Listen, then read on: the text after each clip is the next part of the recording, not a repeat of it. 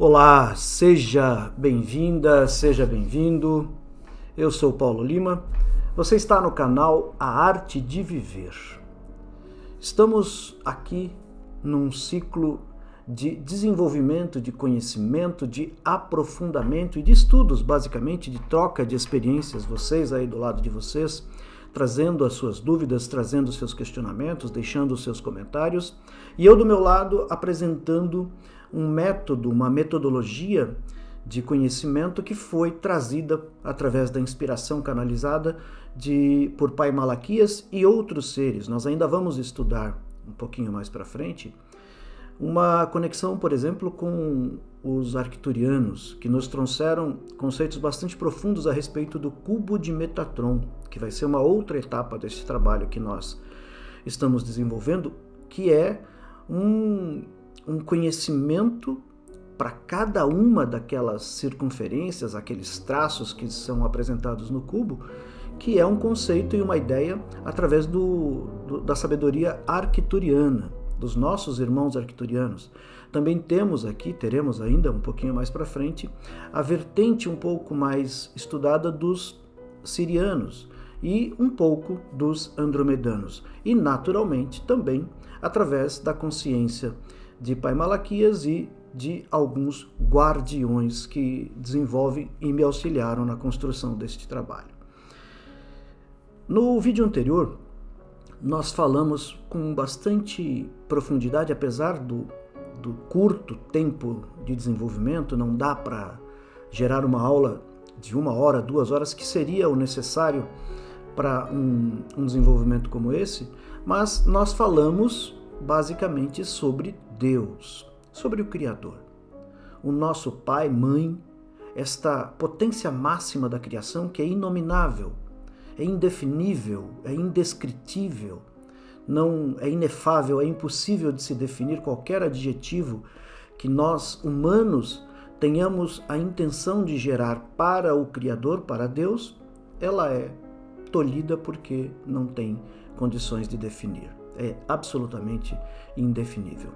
E nós concebemos, através daquele trabalho, um aprofundamento um pouco maior na consciência da manifestação, na consciência do ser. Nesta segunda etapa, baseado nos conceitos e nos princípios filosóficos e religiosos, ainda que superficiais, de Madame Blavatsky, da senhora Blavatsky, Helena Petrovna Blavatsky, nós vamos entrar hoje na segunda etapa da manifestação, na segunda etapa da criação, Vamos considerar que a primeira etapa, ela constitui e traz para a nossa consciência a presença do Criador, a presença de Deus. Esta segunda etapa, ela vai trazer a manifestação da Mãe, da potência do ventre eterno, daquele ventre que faz gerar dentro de nós uma percepção, um sentimento, mais propriamente, de acolhimento, de conexão com a matriz primordial. E eu vou trazer para vocês também um conceito desenvolvido, melhor dizendo, por Pai Malaquias e pelos mentores do já citado Kazuá, Campo de Estrelas, o Lux, Escola de Conhecimento Kazuá, quando nos trouxe a revelação do nome Senhora Narabô, que a priori nós pensávamos que se tratava de uma personalidade ou de uma entidade e depois fomos compreendendo gradualmente até que num determinado ponto ele nos traz a conscientização clara do que significava esse Narabô. É uma força diferenciada. Só um instantinho. Pronto. Como eu dizia, a senhora Narabô, enquanto potência, é a mãe primordial. Mas já nós vamos entrar neste tópico. Vamos lembrar que todo este trabalho, todo ele, foi recebido por inspiração, por canalização, mas depois eu tive a função, a obrigação de buscar a consolidação destas informações, de buscar na literatura, na ciência, na espiritualidade, nos livros sagrados, na Cabala, no próprio Corão, na Bíblia, no Bhagavad Gita, enfim, em vários estudos para tentar dar esta comprovação, assim conforme me pediu o Sr. Malaquias neste processo. Falando um pouquinho mais do Sr. Malaquias, ele me inspirou hoje que dissesse isso. No vídeo anterior eu disse que ele, no passado muito remoto, tinha sido um sacerdote, remoto há 3.000 anos, mais ou menos. Teve uma vida na Atlântida também, 2, na verdade, como ele diz, mas principalmente a referência que ele nos traz hoje é de uma vivência no Brasil como escravo, por 2 vezes. 2 vezes aqui no Brasil ele nasce como escravo e vivendo até uma velhice muito, muito elevada, com 70, 80 anos, aqui no Brasil como escravo. E depois desta vivência aqui no Brasil, o seu envolvimento com a nossa cultura foi tão profundo que aqui ele permaneceu no plano da espiritualidade e, através do plano da espiritualidade, desenvolve já há muitos anos, não só comigo, naturalmente, mas um trabalho na Umbanda, nas linhas e nas correntes de Umbanda. É um preto velho e de uma linguagem e trejeitos tradicionais, mas que também se apresenta, muitas vezes, com um linguajar comum, vamos assim dizer, mais voltado à sua concepção de sacerdote do passado que foi. Bom, eu quero que você abra o seu coração neste momento. Permita-se, de verdade, quebrar os dogmas. Dispa-se dos seus pré-conceitos, das ideias pré-concebidas, para que estes ensinamentos possam chegar ao seu coração de uma maneira um pouco mais profunda, um pouco mais verdadeira, vamos assim dizer, para a tua essência neste momento. E se você é de alguma religião que, por exemplo, não professa a conexão com os espíritos, com as entidades, com as energias astrais mais direcionadas, a você em particular, especialmente eu lhe peço, abra-se a uma nova oportunidade de sentir esta vibração e esta presença. Deixe que ela lhe fale ao coração. Não desligue o vídeo. Se aprofunde um pouquinho mais, para que isso possa tocar na essência e você perceba, de fato, toda essa transmissão de conhecimento que vem sendo feita não só aqui, através desses trabalhos que eu desenvolvo, através dos livros que eu escrevo, mas por muitas pessoas no mundo inteiro. Não é só no Brasil, no mundo inteiro, que tem o objetivo de trazer uma nova concepção energética para o planeta. No princípio era o Verbo, e o Espírito de Deus pairava sobre as águas, assim diz João. As águas referidas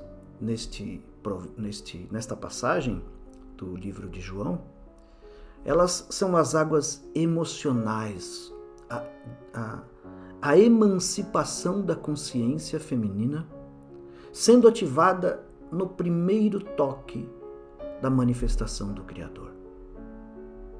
É como se houvesse uma dormência, não uma imanência, mas uma dormência, e que ao toque potencial do Verbo, porque o Verbo é pensamento, o Verbo é intenção. E somente a partir da manifestação do Verbo é que se manifesta a potencial vida. Quando Deus disse, haja luz e houve luz, Ele está intencionando a criação. Há uma presunção de que até aquele ponto só havia a escuridão. A escuridão das águas potenciais. O universo, a despeito de todas as sabedorias e conhecimentos que nós temos, tenho a impressão de que ele é água em sua totalidade. E que nós estamos como se fosse num invólucro, e a partir deste invólucro, nós estamos protegidos destes avanços destas águas potenciais. As águas primordiais. A mãe, na simbologia criada por Madame Blavatsky, sendo a segunda etapa da criação, é uma esfera com um ponto no centro. Ainda potencial, ainda sendo preparada para a chegada da terceira etapa, que é a formação de uma linha e os ciclos de ondas, né, da criação. A primeira manifestação da Mãe Sagrada, desta potência que vai aglutinar a existência de todas as eternidades, de todos os universos. E não se trata apenas de um universo. Nós teremos um capítulo lá na frente que vai falar basicamente da constituição dos 13 universos iniciais. Significa que hoje só temos 13? Provavelmente temos muito mais, infinitos universos. E também infinitas dimensões de evolução. Mas do ponto de vista da mística da criação, na origem, até para que se tenha um balanceamento cósmico das polaridades, e o Kybalion já nos ensina a respeito disso, talvez em algum momento nós falemos do Kybalion, das leis eternas vibratórias trazidas por Atkinson, mas através de uma sabedoria muito antiga. Talvez ali já tenha sido criado o grande potencial simbólico para as manifestações que vieram no futuro. Nesta potencial criação da Mãe Primordial, aquela que recebeu a impregnação do Criador como primeira manifestação da consciência. E aqui há uma controvérsia, eu sei. Talvez você venha de um segmento religioso que tenha por base a criação do unigênito, do Cristo, já como um segundo momento da criação, como se ele já viesse logo na sequência da criação do Pai, após a manifestação do Pai. Nestes ensinamentos que nós trabalhamos, não se trata de uma sequência lógica nem racional, mas a preparação de um ventre, de um útero sagrado, de um eterno feminino que se manifesta após a manifestação do eterno masculino.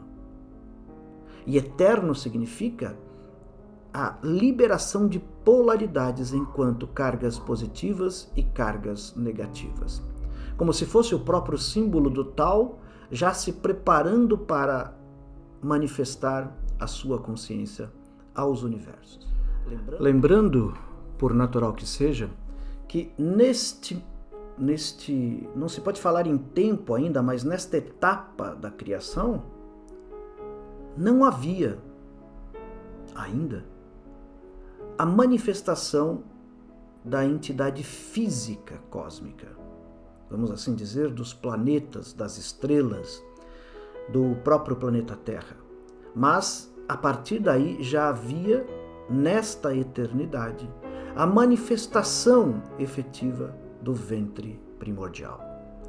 O Pai Malaquias e os mentores, lá quando das canalizações do mestrado em Reiki para o Kazuha, ele nos traz a informação do nome da senhora Narabo. Inicialmente, como eu já comentei, Narabo nos parecia um nome próprio, ou seja, assim como nós temos a entidade Pai Malaquias, assim como temos caboclos, assim como temos mestres ascensionados, seria uma entidade desta forma. Só que Narabo é muito mais do que um conceito, do que uma entidade física, melhor dizendo. Ela é um conceito, uma conexão profunda de manifestação do próprio Criador. E ele, num dado momento, anos depois de nos ter informado esse nome, ele traz uma denominação. Então ele diz que é Nayan, Absha, Amon, Rikut, Amon, Bhakti, Om, Senhora Narabo. Repetindo, Nayan, Absha, Amon, Rikut, Amon, Bhakti e Om.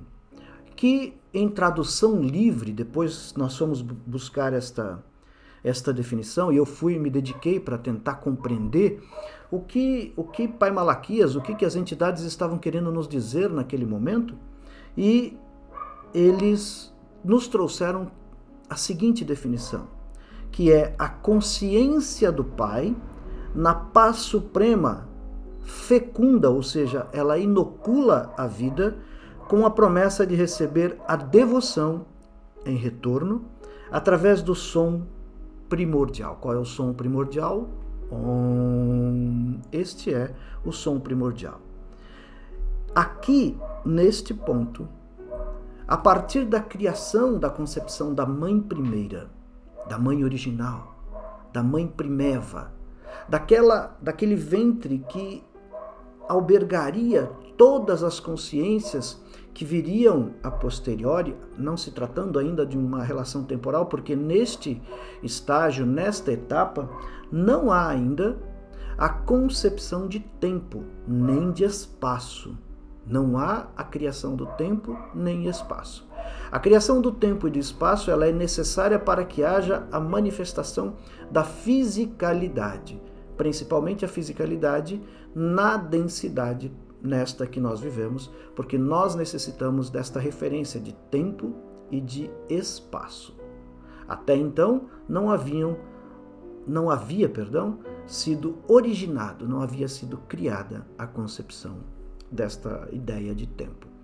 Quando nós entrarmos no cubo de Metatron, vocês vão observar detalhadamente onde a criação do tempo e em que momento a criação do tempo é manifesta na densidade para que haja a chegada desses 12 universos primordiais e depois o universo crístico, que é a junção das polaridades positivas e negativas.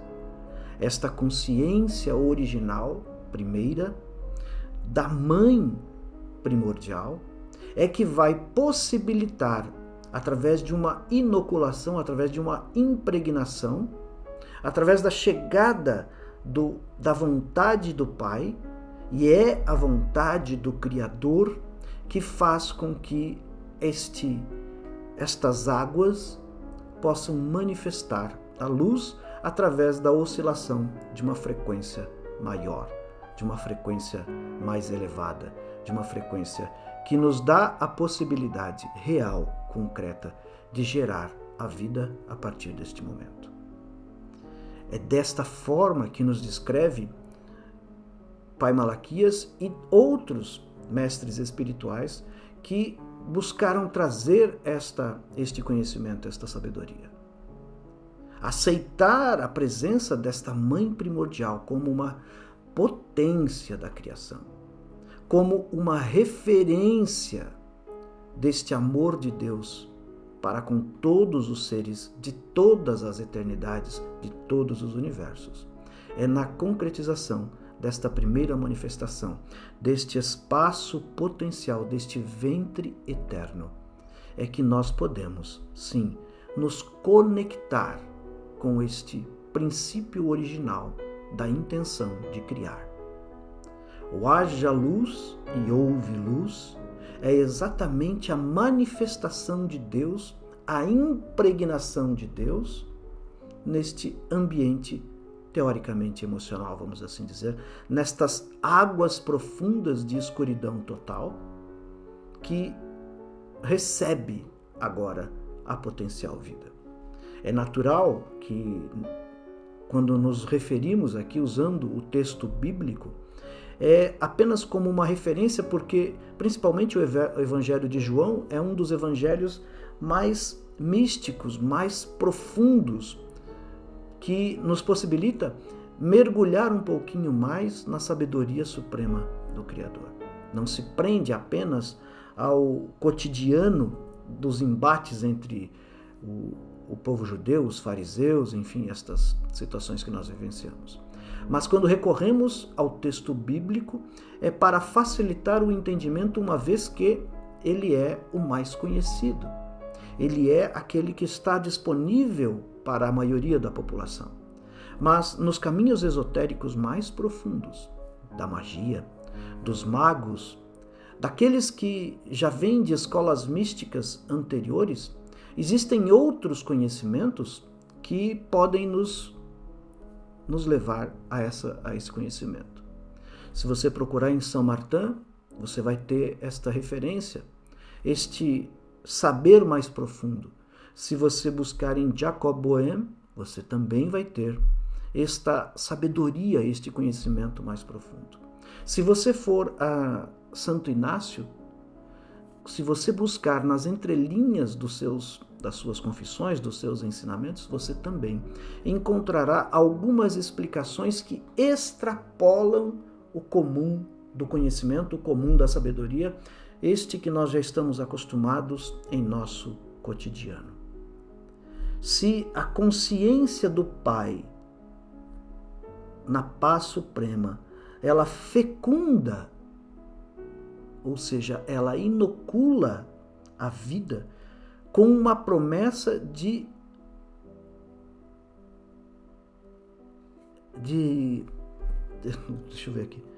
receber a devoção em retorno através do verbo, através do on. Volte na sua consciência no vídeo anterior.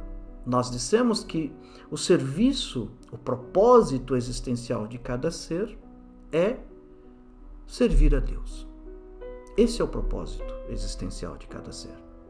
É este o caminho natural da nossa existência, de nos conectarmos ao Criador, de servir a Ele. E aqui, na tradução de Narabo, é exatamente este princípio feminino manifestando o serviço a Deus. Quando você tem a oportunidade, por exemplo, se você já teve, de fazer as suas oferendas, ou quando você vai no final do ano ao litoral para fazer a passagem do ano, que você pula as 7 ondas, que você faz uma oferta à Senhora Iemanjá, por exemplo, você está fazendo o quê? Você está se conectando com este princípio original da criação. A mãe, ou a deusa, ela é honrada e louvada desde a eternidade. Aqui no planeta Terra já era assim. A grande questão é que houve um desvio conceitual num determinado ponto da vivência da humanidade, e que neste momento em que se procurou excluir a figura da mulher, a figura feminina, de tudo aquilo que era religioso. Qual é o problema que boa parte desses sacerdotes encontraram? Quando a mulher entra no universo religioso, em muitas situações, ela é mais profunda do que o masculino. Exatamente em função deste desenvolvimento atribuído a nós, que é o desenvolvimento racional. Mas os estudos da psicologia moderna, por exemplo, através de Jung, já nos trazem os ensinamentos com leveza e profundidade que você mesmo pode pesquisar, não precisa acreditar no que eu falo. Procure o livro, por exemplo, Sonhos, Memórias e Reflexões do Jung, você vai ter a descrição clara desta composição da psique humana, e nesta psique humana você vai encontrar uma figura de ânimos e ânima. Ou seja, a parte masculina sendo ativada na mulher e a parte feminina sendo ativada no homem. E não se trata apenas do elemento masculino positivo o elemento feminino negativo. Nós estamos falando de concepções arquetípicas, profundas, de geração da vida através de uma conexão maior que, naquele tempo, no passado, numa idade das trevas, quando nós entramos nela, a concepção dominante da força, da violência, da dominação pelos exércitos, não permitia que a mulher ou a manifestação feminina pudesse proliferar. Quantas mulheres morreram queimadas porque, na sua profundidade, resolveram testar o sistema. Joana d'Arc, um exemplo clássico. Se você for buscar na Idade Média, todas as mulheres curandeiras, aquelas que tinham um desenvolvimento mais profundo com a natureza curativa que era disponível em todos os lugares, elas eram tidas como bruxas, como ligadas a seres trevosos, e por este motivo eram obrigadas a renunciar ao seu conceito ou morriam queimadas, ou além de outras atrocidades que eram feitas. Da mesma forma, você vai nos Estados Unidos, tivemos também os eventos da caça às bruxas, né, que ficou famoso, mas principalmente a negação do princípio feminino, da existência e da influência do princípio feminino na vida das comunidades, das sociedades. E veja, não estou falando de feminismo, sob nenhuma hipótese. Estou falando do sagrado feminino, daquele que traz a manutenção da vida e a concepção existencial maior, que é uma atribuição feminina. O masculino, enquanto sagrado, também tem a sua potencialização. Ele também pode fazer fluir com naturalidade tudo aquilo que está ligado à sua natureza. É um pressuposto existencial. Mas é necessário que haja um ventre para receber esta inoculação da consciência. A primeira manifestação nesta segunda etapa que nós estamos trabalhando é exatamente a manifestação deste sagrado feminino.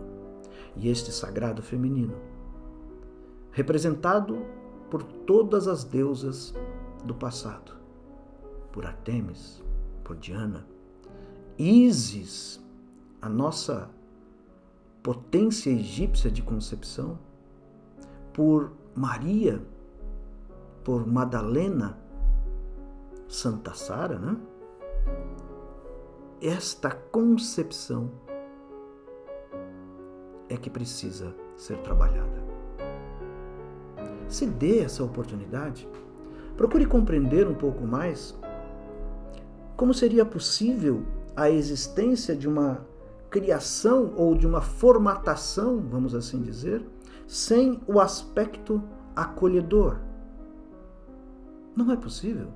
Então, toda vez que você honra, por exemplo, Maria, seja através de uma Ave Maria, seja através de um rosário, seja através de um terço, e eu falo isso porque eu faço, eu tenho o hábito efetivo de semanalmente, se não diariamente, mas semanalmente, fazer um rosário, fazer um terço de manhã.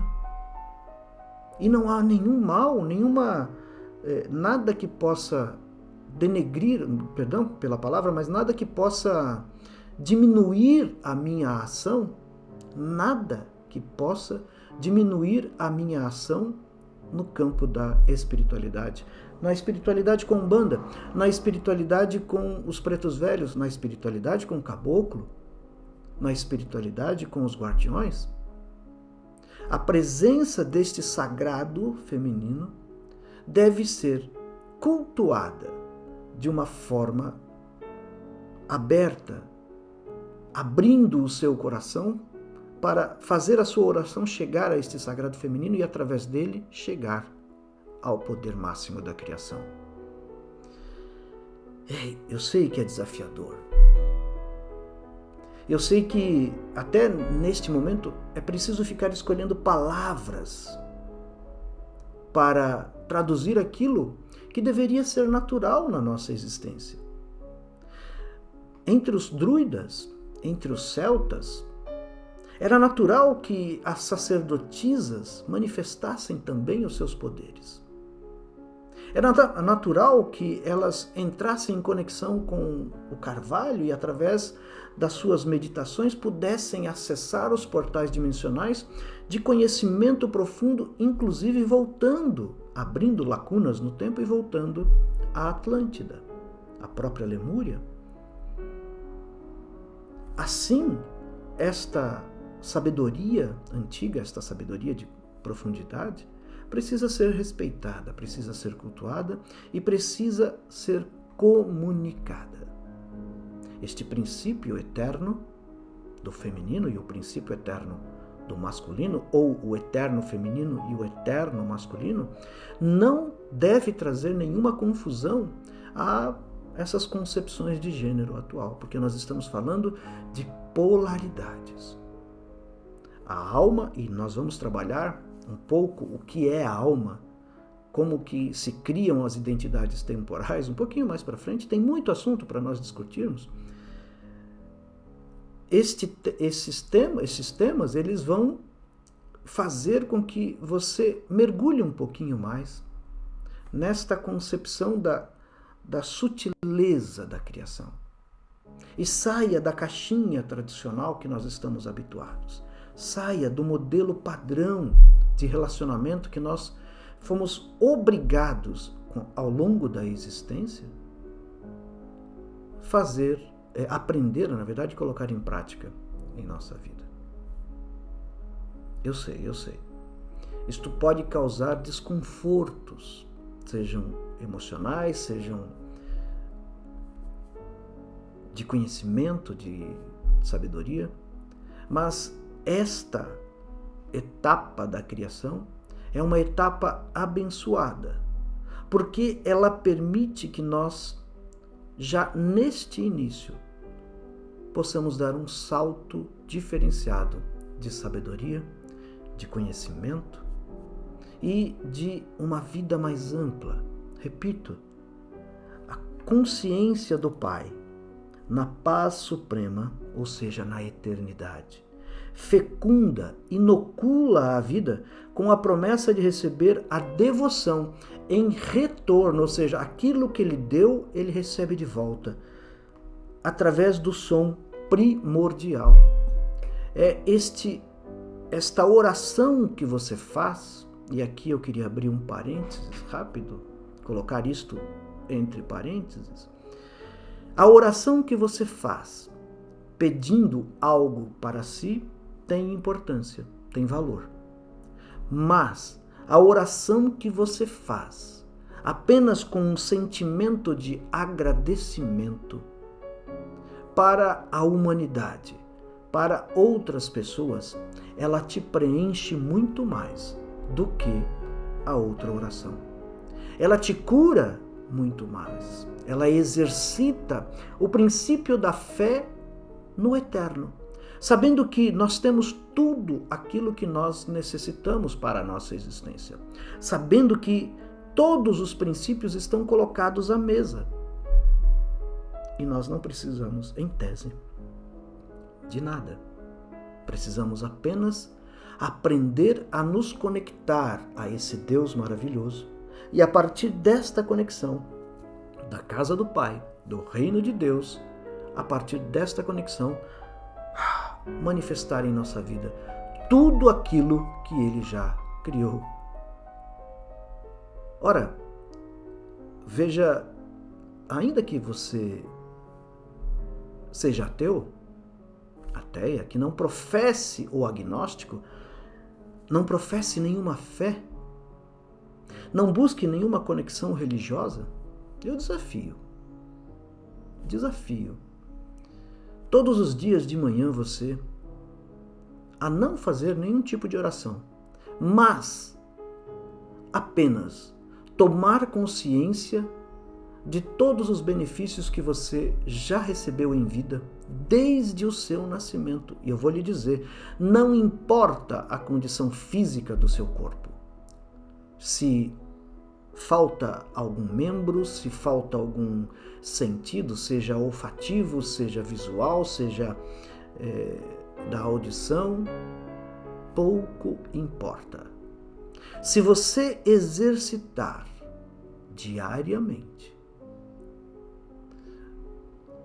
aquietar a sua mente, aquietar o seu coração e simplesmente agradecer a Teia, amores da existência de Deus. Agradeça a si próprio.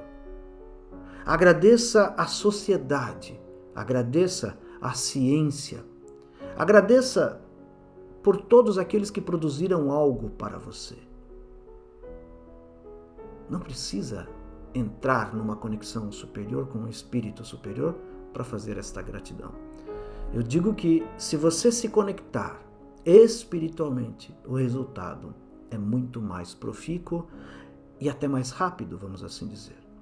Mas a oração desinteressada, a oração de gratidão exatamente por tudo aquilo que você já manifestou na sua existência, e olhe honestamente para a sua existência e veja quantas coisas você já recebeu, quantos benefícios você tem, quantas coisas positivas estão aí para você. Ao tomarmos consciência desse aspecto da existência, a nossa vida muda. Porque você compreende que não precisa mais ficar como louco neste sistema instaurado, indo atrás e buscando e fazendo. Não. Você precisa se mobilizar a partir de suas atividades principais para fazer a manutenção da sua vida. Mas o seu crescimento é conectado através do Criador. Então, experimente diariamente, 10, 15 minutos por dia, fazer este exercício de uma oração dedicada para os hospitais, para países que estão em conflitos, para pessoas de sua família que necessitam de uma conexão, para um amigo seu. Muitos procuram reikianos para que o reikiano mande um reiki, envie um reiki à distância. Isto funciona? Claro que funciona.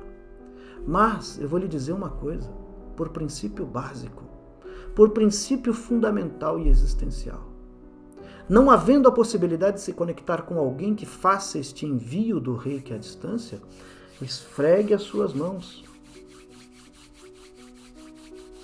3 palmas. Conecte. E coloque no seu chakra cardíaco no momento da sua oração. Coloque a mão esquerda. Deixe a outra mão elevada e faça uma oração com profundidade e agradeça. Ó Mãe bendita, Mãe sagrada, Mãe primordial, origem das origens,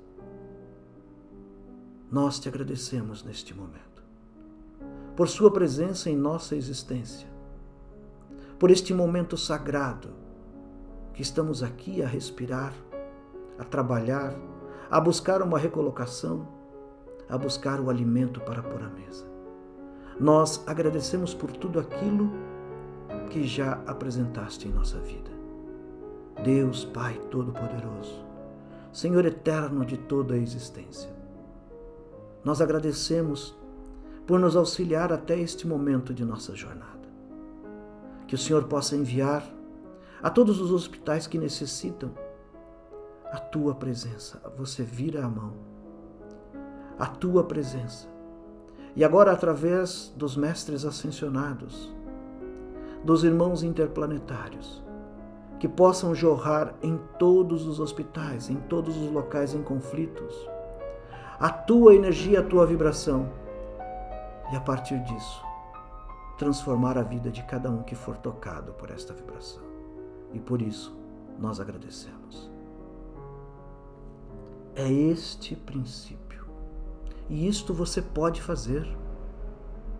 Não é que você não deve procurar o reikiano, não é isso que eu estou dizendo. Ao contrário, busque uma aplicação de reiki, receber um reiki de uma pessoa que está na prática cotidiana disso, é uma bênção. Mas na ausência desta possibilidade, use o poder de suas mãos. Use o poder da sua eternidade, desta criação profunda que você tem. Permita que isso chegue até você com profundidade. E a partir disto, é como Jesus curando os leprosos, é Jesus curando os paralíticos, é Jesus perdoando aqueles que já estavam prontos, porque eles já se perdoaram antecipadamente. E a pergunta que ele nos fazia sempre era: você tem fé? Você crê que isto pode acontecer? Você quer ser curado? Você quer manifestar o seu desejo? É exatamente este o caminho. Assim, chegamos ao final de mais este vídeo, de mais esta troca, este compartilhamento, a respeito da segunda etapa da criação, da manifestação da totalidade. Aqui ainda não há um envolvimento físico, ele é metafísico, ele é além da fisicalidade. Na próxima etapa, na terceira etapa, nós teremos um aprofundamento desta conexão. Eu espero você. E deixe eu olhar nos seus olhos. Curta, compartilhe e deixe as suas perguntas. Em vídeos futuros farei, já disse isso, um vídeo específico para perguntas e respostas, e aquilo que eu souber, com amor e carinho, eu manifestarei. Paz profunda e até o nosso próximo encontro.